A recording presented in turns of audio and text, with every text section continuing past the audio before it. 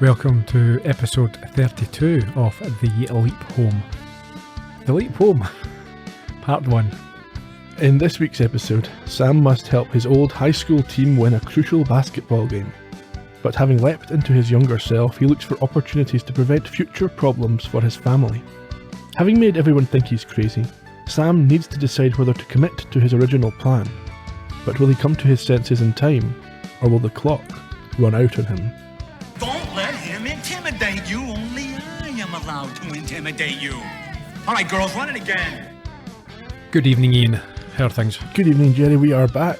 We are. I always forget how to podcast. Yeah, I'm feeling a bit intimidated. Are you? Good. Not by you, obviously. Right. Just getting back in the swing of things. Folk won't know. Well, they will know because we took a break from releasing as well. Yeah, We also took a break from recording. we did.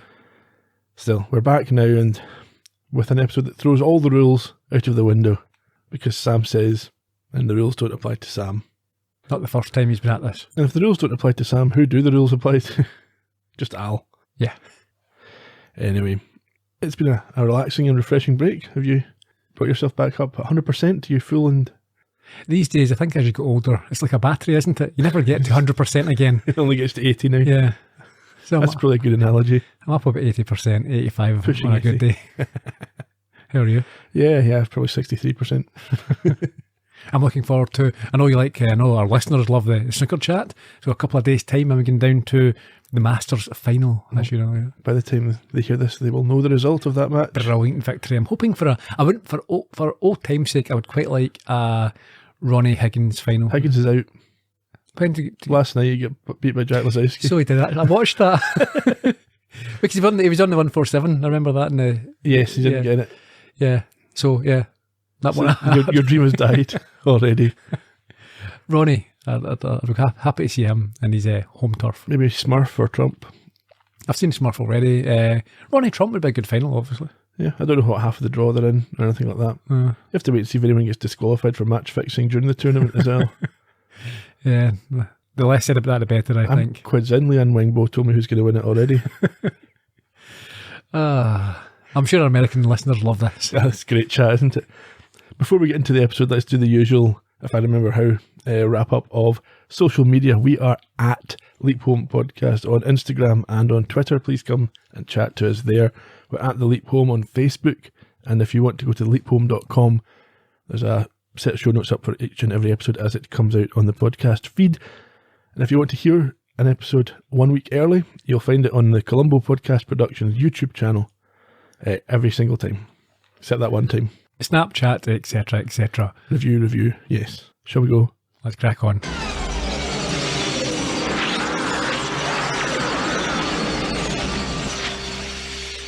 Usual intro nonsense. No, it's not. Is it not? This is new.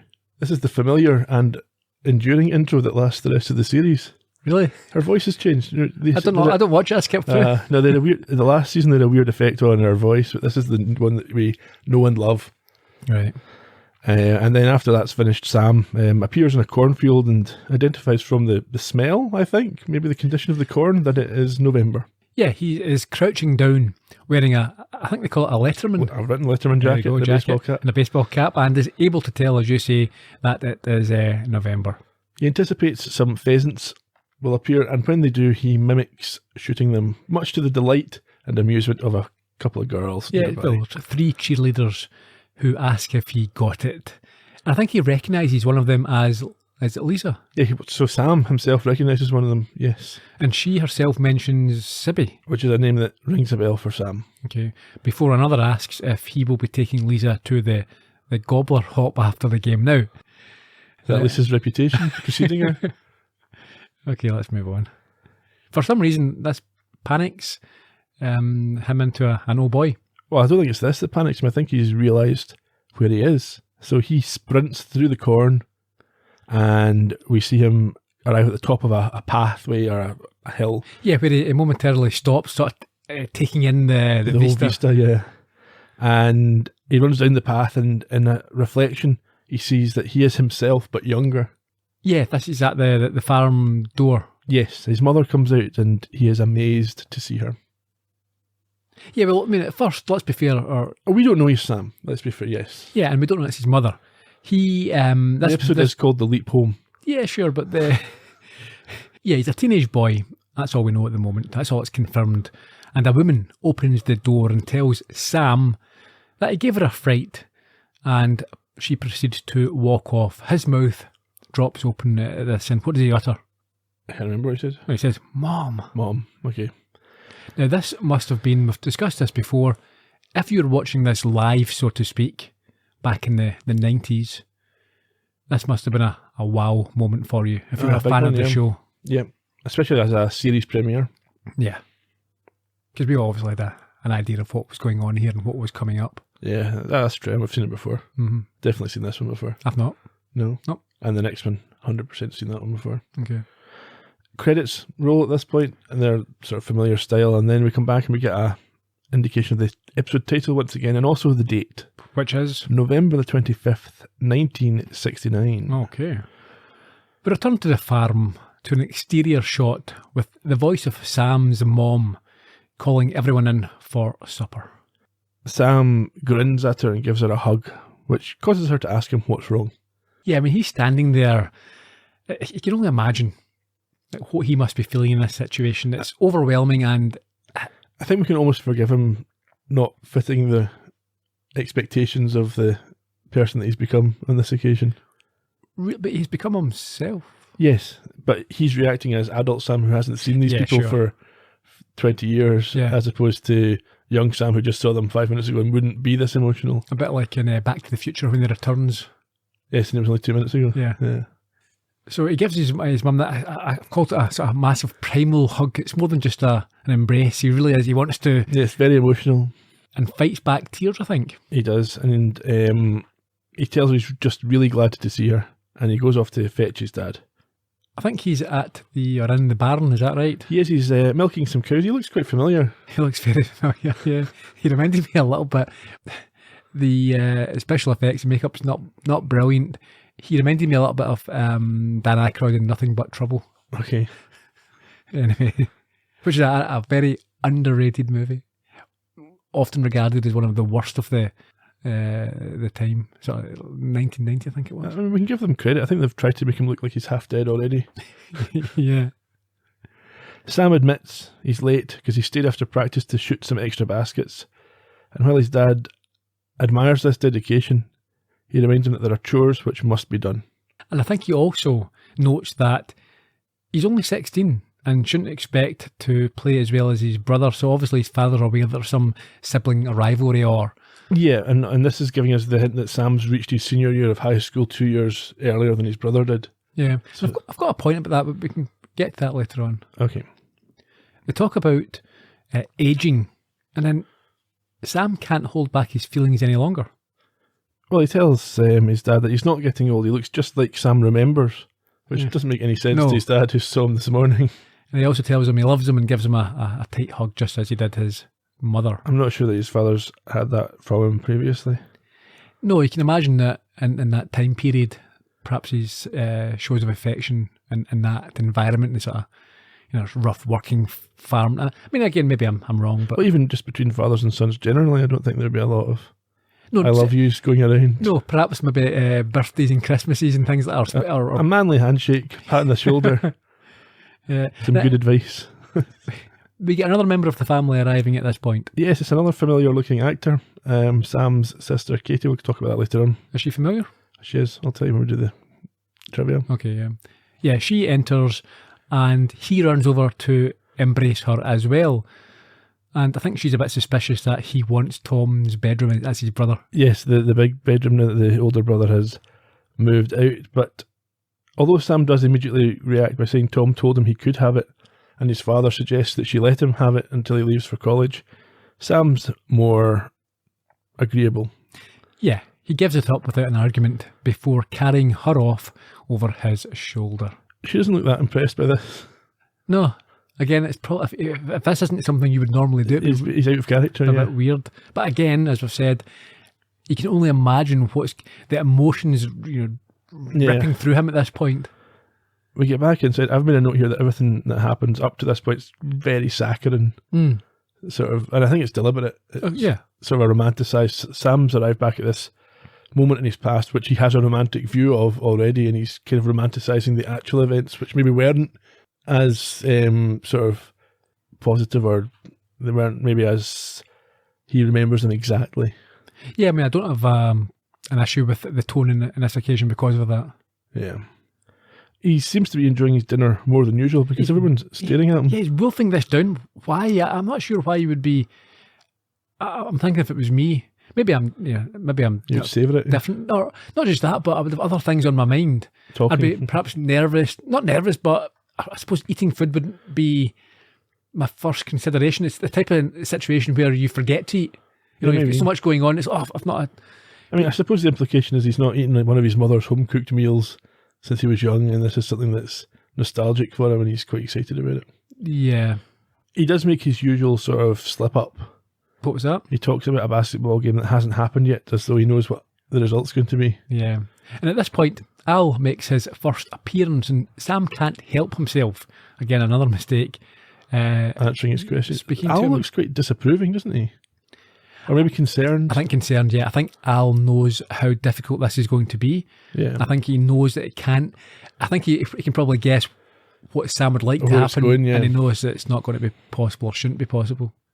Yeah, I think what is it? They're talking about somebody called No-Nos.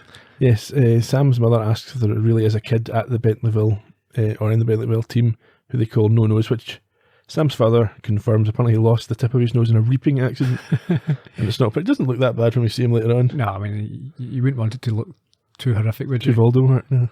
Katie adds with a grin that she heard that No-Nos is going to kill Sam as he is sweet on Lisa Parsons, who asked Sam to take her to the dances we heard. Katie also seems to know that Sam ran off, which has only happened a wee bit earlier. Word Word of mouth gets spreads fast in around, these yeah. small towns. It's a bit like that episode, was it Mashiko, when the people knew before they even got back from the event what had happened? Yeah. His actions didn't surprise Al at all. Of course not. Sam decides to get up from the dinner table to do his chores, but his dad tells him that if he heads off now, there might not be any cobbler left for him when he gets back. Peach cobbler, I think. Yeah. But his mom promises to save him some. So he leaves, and his mother tells his father that she's got a funny feeling. Yeah, and he responds that the last time she had one of those, they had a huge flood, which Katie points out was the year she was born. That might be relevant. Have we Or heard he about was this before? born, 1957. Would that be Sam or Katie? If this is 69 and Sam's 16, he would be 53. What year's the flood, did we say? 57? Yes, that must be Katie. She's 4 years younger. Mm-hmm. Back in the barn, Sam takes the chance to speak to Al. Yeah, I mean, I think firstly Al notes the possibilities of him being 16, apparently at the height of his sexual powers, with the knowledge of a man and the dubious possibilities that brings with other 16-year-olds. This is a bit icky. Yeah, let's move very swiftly on from that. No, we can't move swiftly Oh, on from please. this. No, he's saying, oh, Sam, you'll be able to bang 16-year-olds and it'll be perfectly legal. Yeah, because you're in the body of a 16-year-old. Yeah. But also, I don't know what Al's talking about. Your height of your sexual prowess at 16, no chance. Now, firstly, even physically, you're not developed overall at 16. Got a bit of growing to do. Still. And I mean, you may be at your peak of stamina, perhaps. However, your knowledge, and certainly Sam's knowledge, is nowhere near peak Can't at teach 16. experience. You can't know. I mean, anyway, let's Reps, that's what it takes, reps. Anyhow, yes. Sam's figured out, much to Al's surprise, that it's 1969 around Thanksgiving. Yeah, and he's taking just intense satisfaction in simply being home with his dad, who is alive. They talk about the basketball game that's coming up against Bentleyville. That's how Sam worked out the date. It's always just after Thanksgiving they open the season against them. And he tells Al that when this game was originally played, they lost because No-Nos was physically superior to him. Yeah, I think he does take the responsibility for the defeat. Yeah. And if they can rectify this, it's going to give the team and the players and the coach a chance to improve their life. So apparently if they beat Bentleyville, they're going to become state champions. Yes. And some become good players. The coach gets a better job at a college or He something. pros. Oh, does he? Right. NBA, Yeah. they said, yep. Of course, This last part holds no great appeal for Sam. Al, listen, I don't want to be out of here. Sam. Come on, Al, my dad dies of a coronary in 72. That gives me 3 years to prevent it. And Katie, she elopes with Chuck. Somebody, an abusive alcoholic. How do you convince a 12-year-old that she shouldn't marry some guy she hasn't even met yet? And Tom came home. Tom comes home for Thanksgiving before shipping out to Vietnam. God, Al, I can save Tom. I don't think so, Sam. You can't change something that isn't meant to be changed. Look, I can try. Like I did with Beth. Beth. Even though we tried, Beth still married that stupid lawyer, and I came home to an empty house. It wasn't meant to be. Yeah, well, this is different. Well, what's different? The only thing that's different is because this time it affects you. Exactly.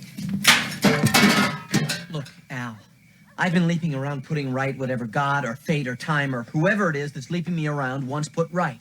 Why? Well, you got a lot of Boy Scout in you, Sam. No. And, well, because with luck, one of these leaps might be your leap home. I am home. No, this is... Yes, I am. Well, it might have been in 69, but this is not 1969. It is to me, Al. I think I'm being rewarded. Well, that might be true. But Ziggy says there's a 94.3% Oh, I don't give a damn what that hybrid computer chance. says. I can save my father and my brother's lives and change my sister's for the better. Now, if you were in my shoes, what would you do? Well, we know what Al would do. He did it last week. Yeah. Or last episode. Mm-hmm. Again, Sam's breaking the rules for his own ends, but in this situation, I can understand why I would do the same myself, I think. If you could. Yeah. Although we immediately see that he doesn't understand how to go about this. Why is that? So his way of helping his dad not have a heart attack in 3 years' time is to burn his cigarettes and change his breakfast. Yeah, it's the next morning and his dad enters with a cough asking for these cigs and is surprised to find Sam has done the morning jobs but is not happy that he's giving him decaffeinated coffee. No, particularly since it's been in the cupboard since his grandmother died. Yeah. So this and we see this time and time again, the emphasis on the fact that Sam doesn't understand psychology. Yeah. He doesn't understand how people are going to react to the things that he does, and he doesn't think often about how people are going to react. You have to be, what is it, slowly catch a monkey and all that type of stuff. You have to be a bit more subtle and a bit more persuasive. It can't be a one-size-fit-all. He needs to think about his dad. What will his dad... What would he respond to and what would he not respond to? Yeah, and not just even at a personal level, but I suppose going back to what attitudes were and what education and understanding was. Yeah. So things like, dairy being bad for you, that wouldn't have been even when I was younger. It was drink especially plenty for of a dairy milk farmer. Yeah, it's offensive. You can't do that. And I'm not sure how much they knew about the dangers of cholesterol back then. So, but then the one about saturated fat, I'm not sure that's true. I don't think that's entirely bad. You need to have some fat in your diet. Yeah, but not saturated fat. You can get away with zero saturated fat. A man can survive on whole milk. You can't survive alone. Yeah, apparently. I'm sure. Not sure how much of a life you would have, but no. I mean, you could probably survive on Pepsi and crisps if you had to. Your skin would shrivel up. So Sam is trying to get his father to start living a more healthy lifestyle, and instead of doing it by degrees, he's going whole hog. Now you've stopped all your unhealthy food, all your unhealthy habits. Yeah, brands and skimmed milk, I mean. Yeah. Yeah. But John's not impressed by any of this. No, he doesn't want to be lectured. That's understandable. Similarly unimpressed is Sam's mother when his sister comes in with a Make Love Not War t-shirt. Yeah. A bit young. Yeah. She tells her to take it off. I was surprised she didn't just take it off. Yeah. But Sam, he continues to expound the virtues of a lifestyle change, which he claims will reverse the damage his dad has done. I'm not sure if that's true either. At that age, if you've been living your whole life, doing that, changing it when you're, what's he meant to be, 50s, 60s? It looks 60s. 60 anyway. Yeah. Yeah, what he needs is a stent, probably. Yeah. However, John doesn't accept Sam's suggestion that he's an unhealthy person. No, and his mother is apparently proud of him, and she knows that he's going to be a doctor. Now, this is an issue I have. We know that Sam is effectively, the reincarnation of Einstein. His intellect, he's towering. He's a a world-renowned genius with, what is it, 7 PhDs and all this type of stuff. All he comes across here as being, quite smart. He comes across as like, perhaps this family have never had anyone who's went to college before, and Sam's a very smart, a very bright boy. He'll be the first to go, and he's going to become a doctor, and he's going to even go a few years earlier. But in the country, there'll be perhaps hundreds of... He's not a generational talent or anything like that, no. And so he doesn't... The way that they don't listen to him and the way that he's treated... I'm not saying they should be treating him necessarily like a genius, but you just don't get the feeling that he's that special. His intellect is, or they know that much about it. But at this age, they should. Yeah. He's a child prodigy. Yeah, he's 2 years ahead of his classmates at school. But that, 2 years is quite a big... It is, but I reckon there will be hundreds in the country. Yeah, possibly, yeah. John, at this point, leaves. He's going to the shops for more cigarettes and is asked to pick up some cranberries. Well, at least they're healthy. Yeah. A superfood these days, I think. Sam's mum, who we learn is called Thelma, tells Sam it was a horrible thing to say to his father, which he says he knows, but he wanted to shock him into making a change so that he will live longer. It's not a good plan. No. He also references doing no cardio. Again, that seems like a word. He only does anaerobic exercise. Yeah, I'm not sure back then that these terms would mean anything that'd be used. Yeah. It's almost like you should be telling him to do, like he done in the American football.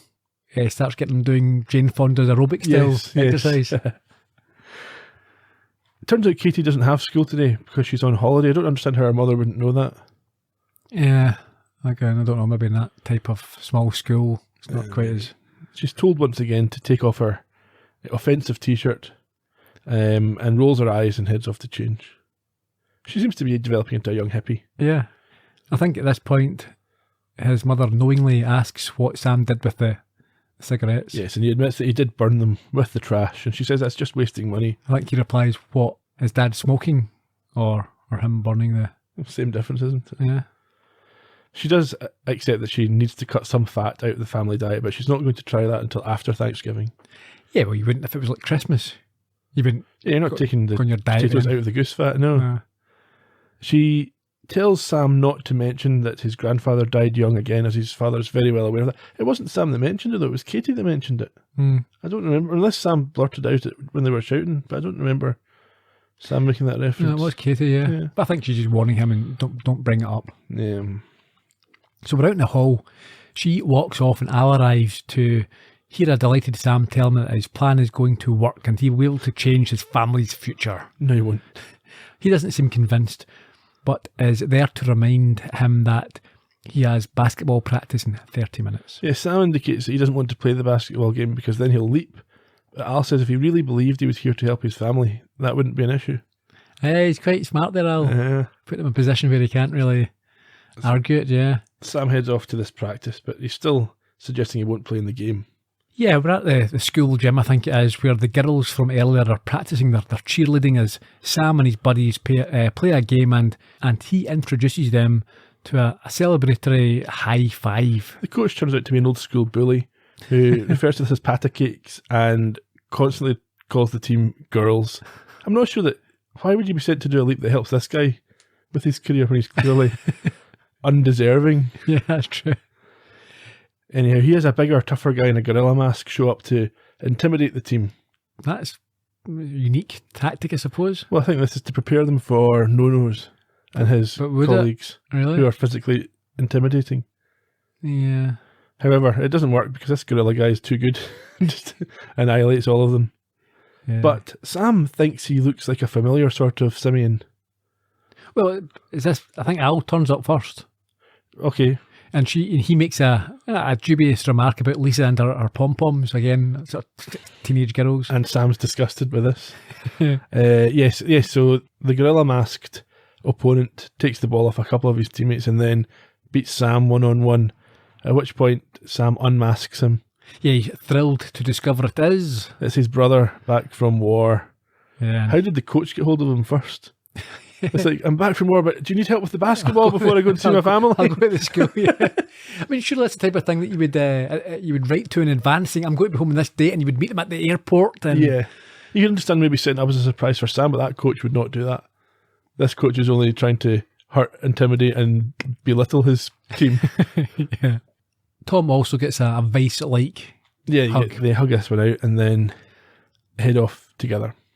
Where do we find them next? They're in the corn, and Tom is telling Sam a bit about what it's been like in Vietnam. Mm-hmm. Yeah, they're hunting. They're holding guns and wearing the hunting gear in this cornfield, as Tom tells his tales. But Sam reveals that he is determined to find a way for him not to return. Don't tell me. My little brother's a dove? Not exactly. No. I'd hate to think of you as a hippie, burning your draft card, shouting, "Hell no, we won't go." I'd never do that. Well, I got to admit, it's a catchy slogan.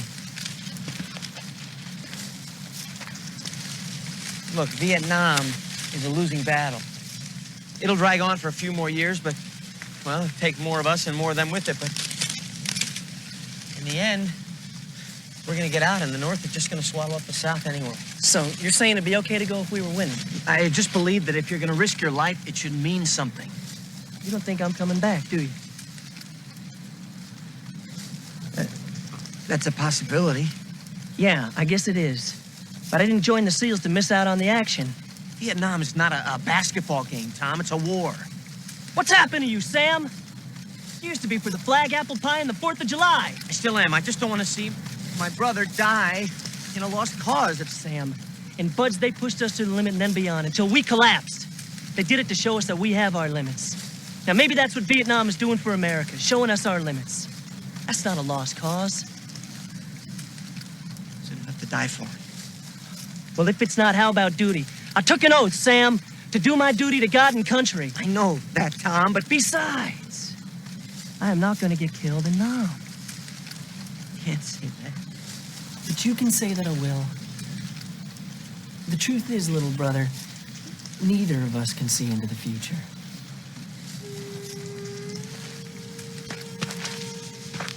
I can. Can what? See into the future? You can, huh?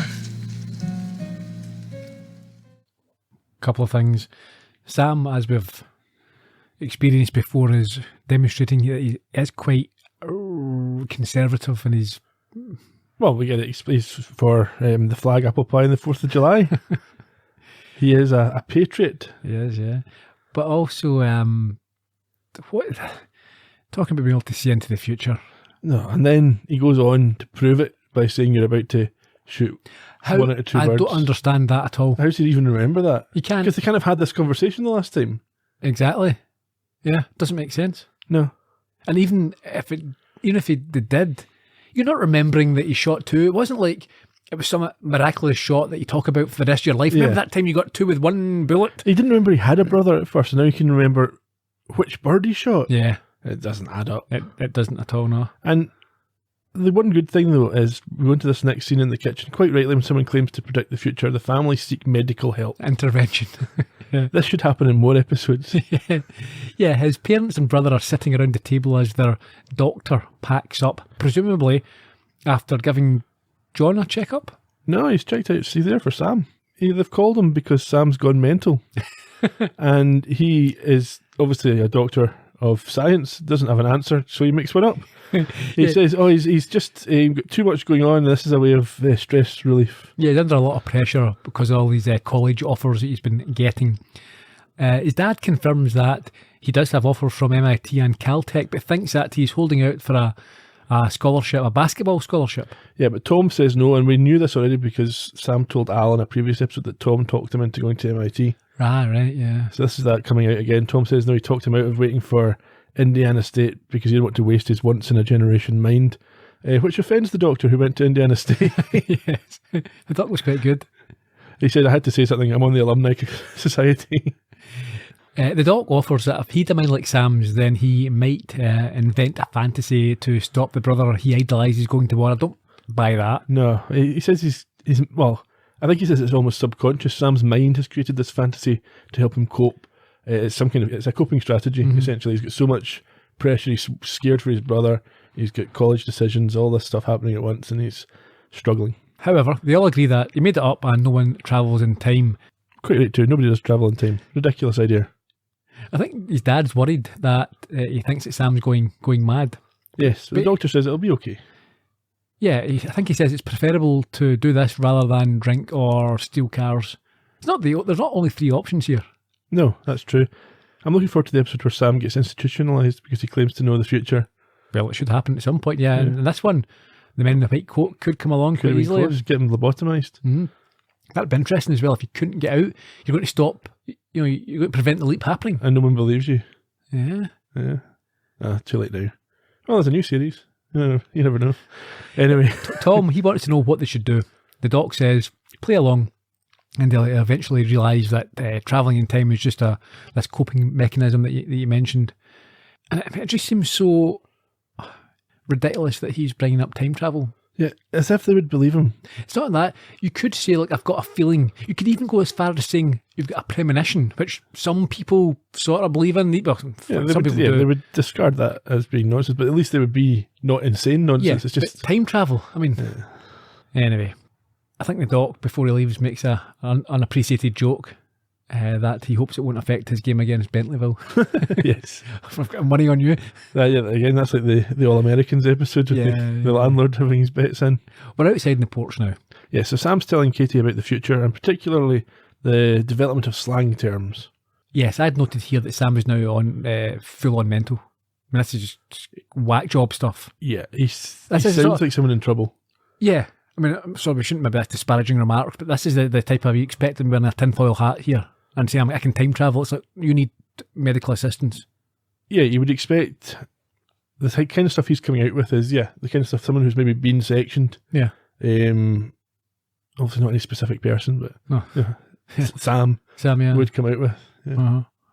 I mean, I think that's at the point as well. We do talk about the sort of fine line between genius and madness. Yeah. And I think there's plenty of people who are, I mean, I'm thinking of guys like maybe Bobby Fischer, the chess player, who was obviously extremely intelligent, but was... He's not the one that was cheating using anal beads. No, well... That's more recent, isn't it? Yeah. No, he wasn't cheating using them, no. In any case, after they talk about the sort of slang terms of the future, he offers more concerning the reality of what's in store for her. Well, you're gonna meet a boy in a couple of years named Chuck. Yuck, I could never go with a guy named Chuck. You're gonna elope with him. Awesome.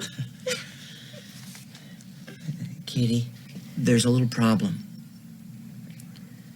Chuck has a drinking problem. Got it. Don't go out with Chuck. When I meet him. You're just humoring me, aren't you? Like Dad and Mom and Tom. None of you really believe me. Oh my God. If you really are from the future, you know if he's dead. Chuck? Paul McCartney, the White Album. If you play Revolution number 9 backwards, the Beatles are singing Paul is dead. And no, Paul's not dead. After the Beatles split up, The Beatles split up? pretty soon, I think, Oh God. Wait till I tell Elaine. Paul forms this group called Wings, and they come out with some great tunes. And John? What's John gonna do? He's my favorite. Katie. John. Don't tell her. John is gonna write my favorite song. Your favorite song? Mm-hmm. In the future? Yeah. Well, sing it to me. Or are you gonna use that Swiss cheese brain excuse you gave me when I asked you who'd be my first boyfriend?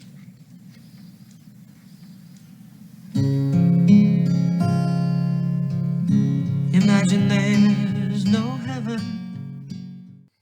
We see Al looking wistful before joining in with this song. I presume it's Al. We don't see him singing, but we hear his voice. Yeah, but Katie's breaking down as it goes. why is that? She's never heard that before. And she understands that if it's true that Sam can see or predict the future, it means that Tom's going to die. Yeah. Which leads her to run off crying into her mother's arms. Yeah, it reminded me like, the type of thing where it's, you showed you're telling your young sister a ghost story or letting her watch horror movies. Something, I never said he was going to die. What are you talking about? But they just think he's winding up his sister. The others join them on the porch and ask what has happened. And his mum tells him that, Sam told her about Tom and his imminent death, which obviously doesn't go down well. And even Al advises him that he tells the rest of them that he made it up. Well, he explains to Sam that what he's doing isn't working. He's not convinced anybody to change their future. So he has to tell them that he was making it up because he was scared about Tom, which he does eventually say. He then apologises and sprints past everybody. Yeah. Okay, here's one of the biggest issues with this episode. What he has already revealed to them, It's going to come true. it's going to come true, and it's going to play havoc with, you'd imagine, their mental state going forward. Now, Tom will be dead, so it won't make any difference to him. But just even something as simple as the Imagine there, when that does come out, Yeah. she's going to remember that and Yeah. go, wait a second, my brother sang that to me on the porch. Well, I suppose, would you remember one song that he sang once? I think you might, because this is going to be linked to this. This is an event that's going to be memorable. When his dad has his heart attack, he's going to think, oh, no, Sam told me about that. Oh. All these things, and she's saying that Tom's dying on a specific date. Yep, and I'm marrying Chuck the alcoholic. Yeah, exactly. So when she meets this guy Chuck, this is all coming true. This is head-wrecking stuff. He's really changed the space-time continuum, Marty, already. But then maybe winning the basketball game changes things so much that the original history, knowledge of the original history doesn't matter anymore. I don't know. I I just think he's effed things already. Yeah, definitely. Out in the field, Al tells Sam he did the right thing, but he says he always does the right thing. He's fed up with it. He's going to quit. What's the point in helping strangers if he can't help his family? Al can't give him an answer, and so an angry Sam screams at the sky that he is no longer going to do this. He runs off through another field of corn, but Al just blips over to the other side, and he's there when he arrives and asks him if he feels better. He says it's not fair, but Al thinks he's being ungrateful. Yeah, he thinks it's damned fair. He would give anything to be able to talk with his family again for just a few days. Al's from an orphanage. Yeah, but we know he's not. He keeps saying this. He keeps calling himself an orphan. Which family is it he wants to speak to? He's from an orphanage, but he's not an orphan. Yeah. So who's it he wants to go back and talk to? Yeah. I don't understand. Anyway. This seems to have an impact on yes, him. the point he's making is that what Sam has got is better than anybody else has ever had. And he should appreciate this. Yes. So we're back in the farm. It's Thanksgiving dinner. John says grace, and we get a sort of dinner montage as everyone looks fairly cheerful. So now that Sam's walked it back from the brink of madness. Yeah, Sam is clearly enjoying and appreciating now this simple experience that he has been afforded the chance to relive. And then after dinner, we see Tom and Sam outside playing basketball as Al watches on. Yeah, when Al appears, I think he asks Sam if he's had a good Thanksgiving, and he replies the best, and has to cover this by telling Tom that he'd be referring to him before he is advised by both Tom and Al that a jump hook will impress Lisa. Well, you're right, Sam. She marries no-nos, in about a year they have a couple of kids, then, they get a divorce. Listen. Come here. Stick your left arm in his face when you jump to hold him off. You gotta beat Bentleyville tomorrow. You're my revenge, little brother. Revenge? Yeah, don't you remember? No, not really. No. Come on, in my face. Right. When I played for Elk Ridge, Bentleyville was the only team we didn't beat. Yeah, right. Give me the ball. Hey, Tom. How bad you want this revenge? What? Would you be willing to trade for it? Sam. You dork. Don't you want to win? Just give me one day. A day. The 8th of April. The day Tom is killed. How do I give you a day? By doing what I ask. Which is? Find the deepest hole you can and crawl into it for 24 hours. Oh, Sam. Come on. Don't start this again. He's right, Sam. Look, I'll win the game. I swear I will. You just give me April the 8th. Oh, what the hell. You beat Bentleyville tomorrow. And on April the 8th, I will crawl into the deepest, thickest concrete bunker in Vietnam. All right? Okay. Hoo-yah! I think Tom's doing here what the Doctor told him to. He's playing along with Sam. He's realised he's not maybe as well as he's making out. I would be concerned. I mean, the Doctor say that it's cool, just agree with him, but I would be thinking, no, you need help here. And it's also far too specific, I think, to say to your brother Yeah. who's going to die. Mm-hmm. Yeah, don't die that day. Just saying. Yeah, I mean, it's all very well being said, I'm worried about you being in Vietnam because there's a good chance you'll die, but... At 4 p.m. Yeah. No. Yeah, no, that's weird. Anyway, we're at the gym now, the big game. The game's nearing its conclusion. It's really close, and Sam, having taken a foul from No-Nose, gets back up and hits his 2 free throws to bring the game within a single point. Yeah, well, I think Al is getting frustrated by the coach's outdated tactics. I'm not sure, what he was doing. I don't know basketball enough, but... Well, but Al's got tactics from the 90s, and the coaches got tactics from the 60s, I suppose. It's understandable. I think Bentleyville, they're 3 points up at this when we join them. Yes, so Sam hits his 2 free throws to bring it back to 1, but Bentleyville get the ball and could probably run out the clock, but Sam taunts No-Nose into trying to score. Yeah, rather than freeze the ball, which allows a turnover to happen. Yeah, Sam recovers the ball and makes his way down the court, and with idiots in the crowd yelling at him to shoot rather than run the clock down, he is able to silence it in his head, keep things calm, run it down to just a few seconds left before performing the jump hook manoeuvre that Tom taught him, laying No-Nose out and finishing a point ahead. Yeah, but I think as well that the reason he's not calming it down for tactical reasons, he's calming it down because he knows that if he throws this, he could be leaping. He's trying to delay the leap. Well, there's that as well, but if you score before the last second, the other team's got the ball. Sure, but I don't think Sam's that's not his primary reacting- concern is about winning this The crowd match. should be aware of that. The crowd should be educated enough not to yell for you to shoot with 20 seconds left. Yeah. Oh, yeah. But I mean, I don't know enough about basketball, but if you shoot, is there a chance that, if you sort of rim it, you can retain possession, have another attempt if you miss? In theory, but the better option is usually to run the clock down and take your one shot at the last. Okay. I saw a good highlight actually last week. I think a high score college game where there was no time left and the guy was facing his own sideline with his back to the basket shoots, chucks over his head and it goes in. And they win by 1. Anyhow, so Elkridge wins and Al starts yelling out the future that Sam has created to him. No, so we should say as well that to sort of, I suppose, support my point is that before he takes a shot, he looks at his dad. He stares at him and he says goodbye. Because he's about to leave. Yeah. Okay. Anyway. Having made the shot, he gets the adjusted history from Al. Mm-hmm. He learns that Elkridge went on to become... So does Sam gain these memories? Don't know. They go on to become state champions. The coach gets into the NBA and presumably abuses many more boys. While No-Nose no longer marries Lisa. Sam doesn't, but somebody else marries her. Yeah. But sadly, all Sam wants to know is whether he's saved Tom. And he hasn't. No, he asks Al, and Al's reluctant at first to confirm what happens, but eventually he does and admits that, Tom is still a goner. Sam reaches out to Tom, but it's too late. He leaps. But there's a twist.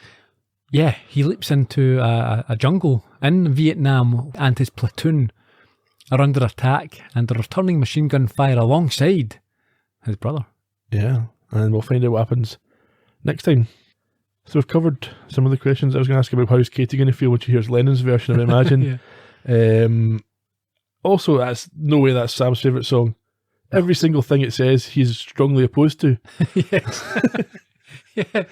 I love that tune. I love that tune about there being no religion.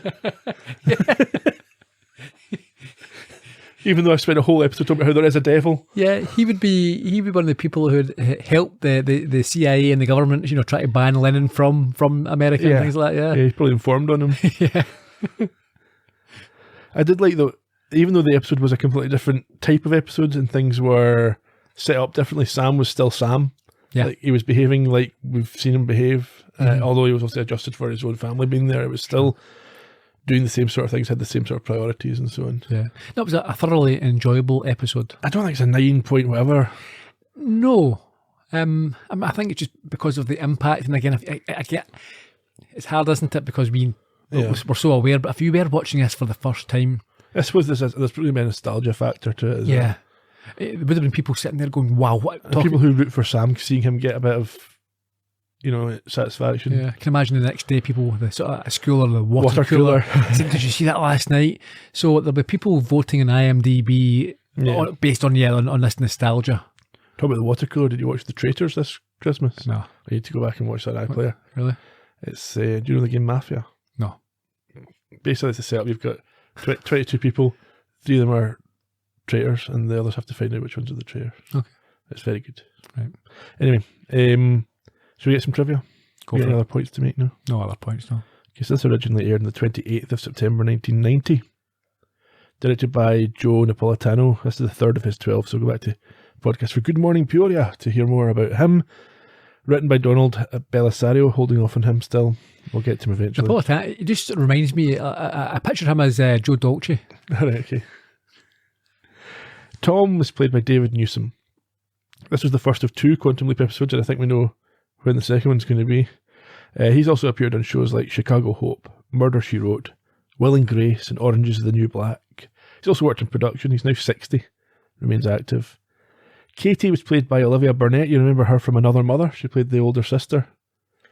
Oh, right, yeah. So you can go back to the podcast for that episode to hear more about her. This is her second Quantum Leap. Caroline Cava played Sam's mother Thelma. This was her only Quantum Leap episode, perhaps best known for her role in Born on the 4th of July, which ties into Sam's predilections. She also appeared in Star Trek The Next Generation, The X-Files, Dawson's Creek, Law and Order, amongst others. Her last screen credit was 2005. She's now 73. Mick Scriba played Coach Donnelly. This was his only Quantum Leap appearance. A prolific character actor, he's appeared on numerous shows and films, including Married with Children, Seinfeld, ER, and The X-Files. He died in 2018 when he was 70. Some trivia. Start of the episode in the cornfield, you can actually see the lights in the baseball diamond from Field of Dreams in the background. It was filmed in the same set. That's good. I have to go back and check that one. And this is, as I said, where the familiar prologue got established. The episode won an Emmy for outstanding makeup, presumably for Sam's father, which you weren't so fond of. No. He looks like something out of The Walking Dead. Yeah. I mean, back then, maybe it was fine. Yeah. The actor who played young Sam in The Reflection is the same actor who played young Sam in Genesis. Right. When he phoned his dad. Ah. That's good trivia, yeah. In terms of things we learned quite a lot. So we get detail on Sam's family, his sister's marriage, his dad's death, his brother's death. Yeah, Katie was born in 1957. Beth ended up marrying Dirk. Which we kind of knew. I knew about, Tom's death. And Sam's granny liked decaffeinated coffee. There you go. Anything for on this date? I've got a good one. She liked the D. Do you have anything for on this date? I've got quite a good one. Do you know what? I forgot all about it this week. Okay, so this ties in nicely with the episode. So number 1 in the American album charts was Abbey Road. And on this day, John Lennon returned his MBE. Really? Yes. That is good. Protesting against Vietnam, amongst other things. The day before, on the 24th of November, Apollo 12 returned to the Earth, having been the second manned mission on the moon. Very good. Next week, we've got the Leap Home Part 2, where Sam has to make a tough call with his brother's life on the line in Vietnam. So we'll see you in 1970. Until then, Cheerio. bye-bye.